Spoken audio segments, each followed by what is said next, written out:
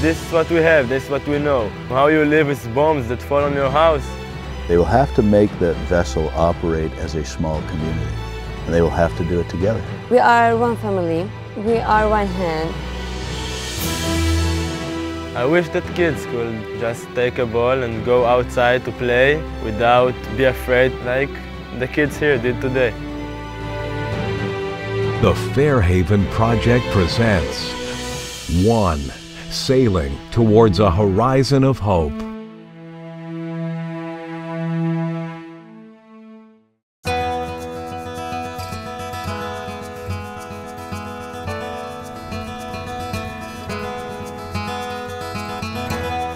This program was conceived to bring Arab or Palestinian and Israeli students together, to give them an opportunity for a dialogue. It's an opportunity for them to be kids and get to know each other. And hopefully through that, establish ties and relationships. The Fairhaven Project provides a ship as a tool for the individuals to forget who they are and work collectively for a common goal. They will have to make that vessel operate as a small community. They will have to cook, they will have to clean the vessel, and they will have to do it together, regardless of their cultural differences. In an environment that they have to perform a task together, a role together, rely on each other for their safety and security. Eric DeWicki, a former Coast Guardsman and merchant mariner and founder of the Northeast Maritime Institute in Fairhaven, Massachusetts. I've traveled all around the world. I've been to 78 countries. Personally, I don't believe there are good guys and bad guys. I believe in my heart people are people. So the hope and goal is to really find the future leadership of both sides, bring them together and to participate as one. If we can enable them to maintain and manage dialogue, we'll know we have succeeded.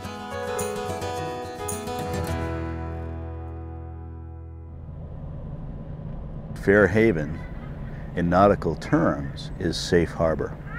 And I want these young men and women to come to Fairhaven, Massachusetts and feel safe to learn about each other.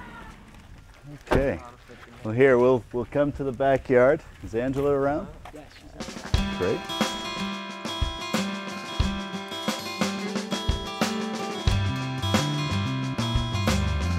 So have a seat, make yourselves comfortable. And we're going to let them call home, Greg. And you're very sorry that you have to go army and fight against maybe their families or maybe their friends. But it's still big respect for me to go to the army.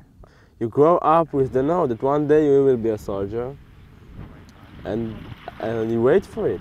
I really want to go to the army. I believe that my children will go to army like my father and my grandfathers did.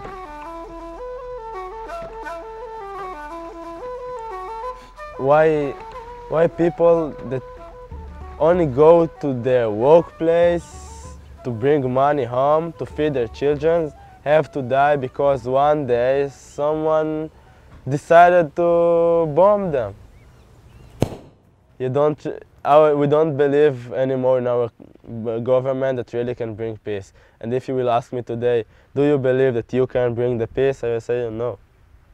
Everyone wants to live as he is in his country. I'm Palestinian. I should live Palestinian life, not I should live how the Israelis want. If I go to my school or somewhere with my family, I should pass the checkpoint. That's my country. That's my area. So why I can't pass easily?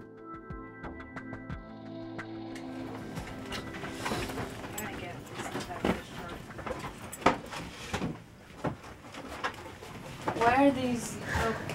Oh. Oh, they're like lunch boxes and water bottles and hampers. For each one of us? Yeah. I live between Ramallah and Jerusalem, spending most of it on the checkpoints, going from school to my house in Jerusalem. Between the Israelis and Palestinians, there's still a little bit of tension, and there's nothing to really talk about. Still, maybe after a while we can draw some common things and start to talk more. So that's going to go back up and then put it on shore. Get rid of it.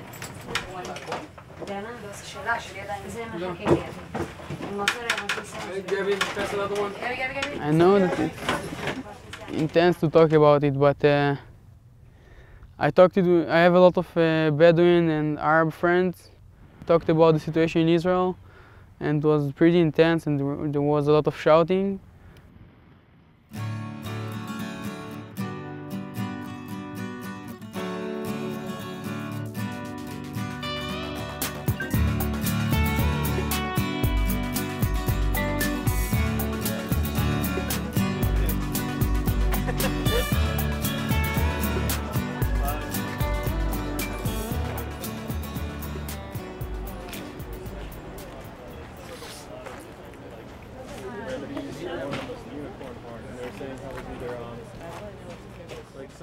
I'm from Jerusalem, from Palestine, Jerusalem. I live in the Old City, and I was born there.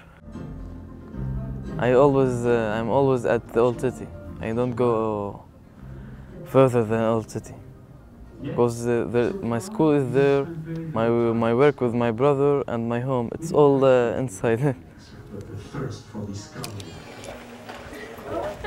I live for already 2 years near Sderot in Kibbutz, which is 2 kilometers from Gaza.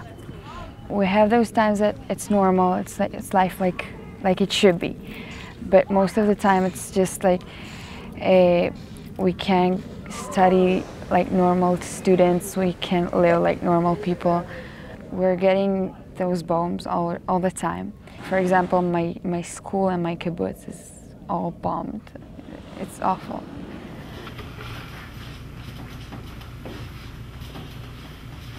The old city, we have a lot of problem with the policemen. They always checking us out. Everywhere checkpoints. Checkpoints. Even if you want to go to our IDs. They let us take off our clothes sometimes. Really? Yes.